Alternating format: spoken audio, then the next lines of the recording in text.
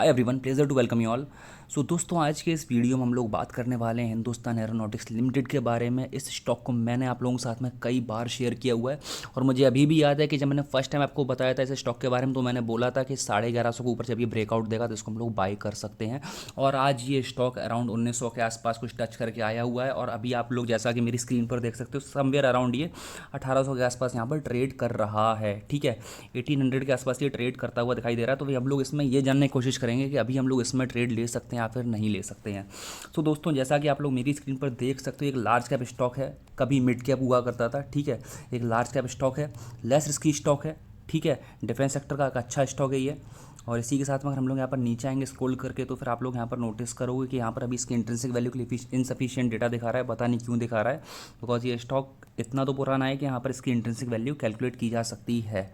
ठीक है, और अगर आप लोग यहाँ पर नोटिस करोगे तो फिर इस स्टॉक के जो आरओई हैं वो बैंक एफडी रेट से अच्छे हैं। ठीक है, इसके डिविडेंड रिटर्न्स भी काफ़ी अच्छे हैं। ठीक है, और जो इसका एंट्री पॉइंट है ये it's good time to consider this stock, because ये स्टॉक अभी तक ओवरबॉट नहीं है और इसी के साथ में इसमें कोई रेड फ्लैग भी नहीं है। तो इसके जो 5 पैरामीटर्स में से 4 पैरामीटर्स हम लोगों को ग्रीन सिग्नल दे रहे हैं। यही अगर हम लोग यहाँ पर स्क्रॉल करके नीचे आएंगे तो फिर आप लोग यहाँ पर ये देखोगे कि इस स्टॉक को जितने भी एनालिस्ट कवर कर रहे हैं उसमें से 100% एनालिस्ट इसमें बाइंग रिकमेंडेशन देते हैं। दोस्तों, अगर हम लोग हिंदुस्तान एरोनॉटिक्स की प्राइस परफॉर्मेंस के बारे में बात करेंगे तो फिर ये एक्सीलेंट रही है। ठीक है, अगर आप लोग यहाँ पर देखोगे तो फिर पिछले 3 साल में 150% के रिटर्न्स दिए हैं, पिछले 1 साल में 73% जो कि एक्सीलेंट है।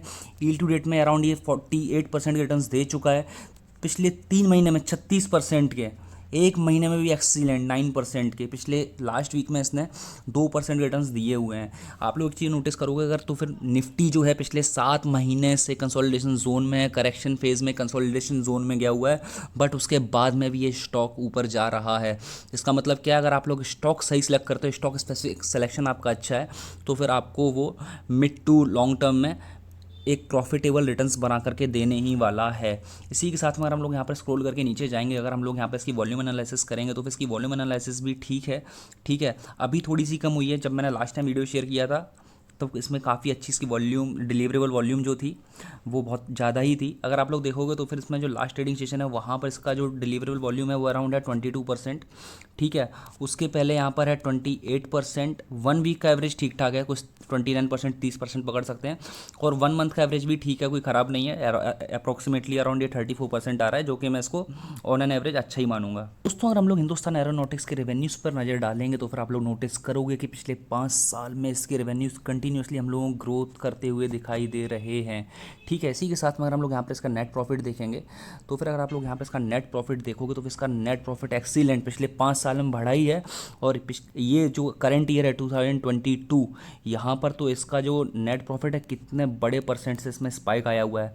2021 में इसका जो नेट प्रॉफिट था वो था अराउंड 3234 करोड़, जो कि अभी हो गया अराउंड 5080 करोड़, जो कि माइंड ब्लोइंग एक फिगर है। ठीक है दोस्तों, अगर आप लोग इसकी रिटर्न ऑफ इक्विटी पर, आरओई पर नज़र डालोगे तो फिर आप लोग ये देखोगे इसकी रिटर्न ऑफ इक्विटी कितनी एक्सीलेंट है। पिछले 5 साल में 15% से ऊपर, और ये साल तो इसने कमाल ही कर दिया है। अराउंड 26% के इसने ऊपर हम लोगों को ये दिया है, 26% के ऊपर आरओई दिया हुआ है, जो कि एक्सीलेंट है। बिकॉज एक बिजनेस में इतना बड़ा return on equity create generate करना बहुत बड़ी बात है। ठीक है, सो कंपनी के फंडामेंटल्स बहुत ज़्यादा ही स्ट्रॉन्ग है।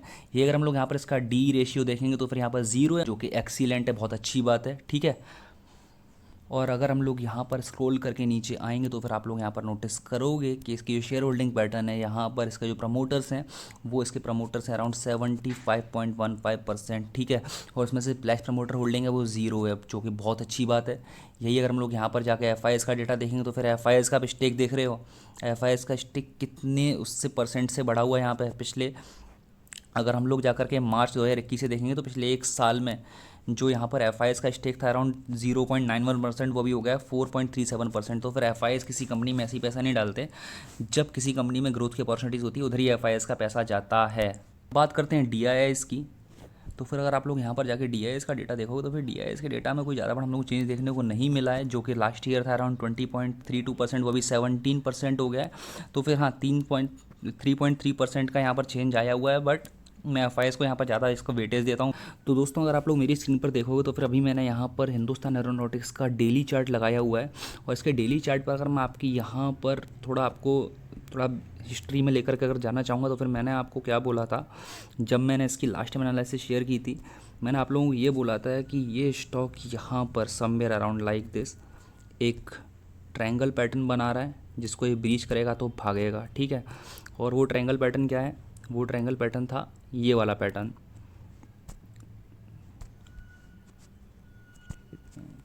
ये देखिए यहाँ पर कुछ इस तरह से ये ट्रायंगल पैटर्न बना रहा था। और मैंने आपको तभी बताया था कि स्टॉक जैसे ही यहाँ से ब्रेकआउट देगा ये ऊपर भागेगा। और इसके साथ में ट्रायंगल के साथ मैंने एक और बोला था आपको कि ये स्टॉक यहाँ पर एक हेड एंड शोल्डर्स ही बना रहा है, इन्वर्टेड हेड एंड शोल्डर्स। और इसने ब्रेकआउट दिया, यहाँ सीधा ऊपर गया, ऊपर यहाँ पुल बैक लिया, पुल बैक के बाद में फिर ऊपर निकल गया, ठीक है। सो मैंने आप लोगों को पहले लास्ट टाइम एंट्री कब बताई थी, मैंने बताई थी अराउंड 1250 के आसपास, ठीक है। 1230 पर जब इसने यहाँ पर आकर के ये वाला सपोर्ट लिया था और जैसे यहाँ से ऊपर गया था तो 1300 ही पकड़ोगे। तो फिर 1300 के बाद में भी ये स्टॉक अराउंड 1900 के आसपास गया। इसका हाई कितना लगा, इसका ऑल टाइम जो हाई लगा हुआ है अभी हम लोग देखेंगे तो इसका, हाँ, 1850 का इसका हाई लगा हुआ है। वहाँ से ये 550% अप जा चुका है पिछले कुछ महीनों में, ठीक है। उसके पहले जब मैंने आपको सबसे पहले इसमें एंट्री बताई थी वो कहाँ बताई थी, सबसे पहले मैंने इसमें आपको एंट्री इस वाले लेवल पर बताई थी। अगर आप लोगों को याद होगा तो फिर मैंने आप लोगों से कहा था कि ये स्टॉक ना यहाँ से ब्रेकआउट देगा तो फिर यहाँ से भागेगा, ठीक है। तब यहाँ पर ये इसका ये वाला एक ट्रायंगल पैटर्न बन रहा था, ठीक है। इसने जैसे इसको ब्रीच किया तो फिर कौन से लेवल पे मैंने आपको बताया था, मैंने बताया था अराउंड 1150 के लेवल के आसपास, ठीक है। 1150 का स्टॉक आज 1850 का हो गया है। अराउंड 700% अपने लेवल से भाग चुका है। तो अब जो हो गया सो हो गया, लेकिन अब बात ये आती है कि अभी हम लोग इसमें एंट्री ले सकते हैं या फिर नहीं ले सकते हैं। हम लोग वो सेम थिंग एनालाइज करने की कोशिश करेंगे। तो फिर ये हम लोग करेंगे थोड़े लार्जर टाइम फ्रेम पर, बिकॉज ये स्टॉक मैं अभी इसमें ट्रेड लेने का सोच रहा हूँ वो थोड़े लार्जर टाइम फ्रेम पर सोच रहा हूँ, बिकॉज इसमें मेरे टारगेट बहुत ऊपर हैं। सो सबसे पहली बात तो ये है कि इस स्टॉक ने अभी अपना ऑल टाइम हाई बनाया है, ठीक है। और इसने यहाँ पर अराउंड इस तरह से कुछ एक ब्रेकआउट दिया हुआ है, ठीक है। और अगर हम लोग यहाँ पर नीचे इसका सपोर्ट ड्रॉ करेंगे तो नीचे इसका सपोर्ट कुछ इस तरह से यहाँ पर ड्रॉ होता है, ओके। तो यहाँ पर कुछ इस तरह से इसका एक सपोर्ट ड्रॉ होता है। तो फिर यहाँ पर इस स्टॉक ने अभी रिसेंटली हम लोगों को ब्रेकआउट दिया है। ब्रेकआउट तो इसने यहाँ पे दिया था हम लोगों को, यहाँ पे। उसके बाद में इसमें पुल बैक आया, पुल बैक के बाद में इसमें वापस एक अपसाइड में रन आया हुआ है। और वीकली चार्ट पर देखेंगे तो फिर यहाँ पर एक डोजी बनी हुई है, ठीक है। बट उसके पीछे जो बैकिंग है वो एक स्ट्रॉन्ग बुलिश कैंडल से है। तो फिर मेरा इसमें मानना है कि स्टॉक अभी यहाँ से ऊपर जाएगा और इसका जो टारगेट है वो 2000 के आसपास टारगेट है इसमें। यही अगर हम लोग यहाँ पर जा कर के एक और चीज़ नोटिस करेंगे तो अगर मैं आपको डेली चार्ट पर लेकर के जाना चाहूँ तो फिर अभी आप लोग अगर डेली चार्ट पर जाओगे तो मैंने अभी आपको जो बताया था यहाँ पे कि इस स्टॉक ने यहाँ पर क्या किया है, इस स्टॉक ने यहाँ पर अपना ये ब्रेकआउट दिया इस ट्रायंगल पैटर्न से, ऊपर गया, पुल बैक लिया, यहाँ पर इसने वापस से मौका दिया था आप लोगों को जब इसने एक मॉर्निंग स्टार बनाया था। इतनी बड़ी इसने यहाँ पर एक बुलिश कैंडल बनाई थी और यहाँ से डायरेक्ट ये स्टॉक ऑलमोस्ट अपना 15% के आसपास अप हो गया है, ठीक है। सो अभी इसने अपना जब यहाँ पर एक ऑल टाइम हाई बनाया, इसने पुल बैक लिया, अभी यहाँ से वापस ऊपर जाने की फिराक में। तो फिर हम लोग यहाँ पर कहीं पे अपना स्टॉप लॉस ले सकते हैं अगर चाहो तो। फिर मेरा स्टॉप लॉस जो इसमें रहेगा वो रहेगा अभी अराउंड 1450 पे, ठीक है।